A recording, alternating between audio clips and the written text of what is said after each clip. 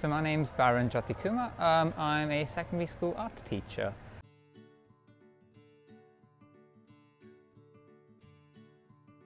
Initially I found the whole cycling gig to be really hard, but as time's gone on, as I've done it more regularly and for work as well, I've realised that, do you know what, it just beats being locked in a box for hours on end, and I was actually enjoying myself, not just cycling for a purpose, not just going from point A to point B, but actually enjoying myself for every second of the way. So essentially I just hate routine. It just absolutely numbs my mind. I've got autism spectrum condition, and I know that a lot of people with autism like routine. I detest it, and to me being stuck in a car and doing the same commute, driving the same route over and over again was just mind numbing, and I realised that I didn't have to do that, and the option was right here. I'm a first generation immigrant, and I have no family in the UK whatsoever, and I've got a really small group of kind of close friends. So before cycling, these are the only people I knew.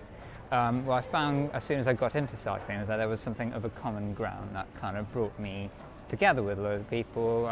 Managed to meet a few people, and then meet more people, and then I met more people, and then started going to events with them, and it just makes me feel a little bit more like I'm part of something bigger, really.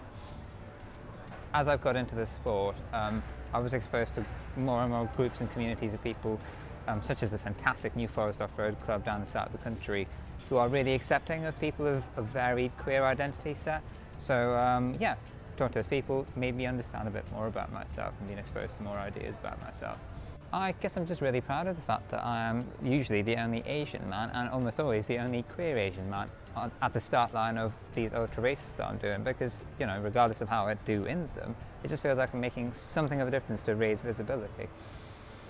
So I'm a secondary school teacher, and this sits in my classroom behind the whiteboard every single day, and the first thing most of my students ask me is, "Sir, you ride a cycle to work?"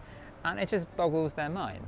But I love the fact that I'm there as an ambassador of something that's possible to them, and that they see that I ride to work every single day, and then they can as well.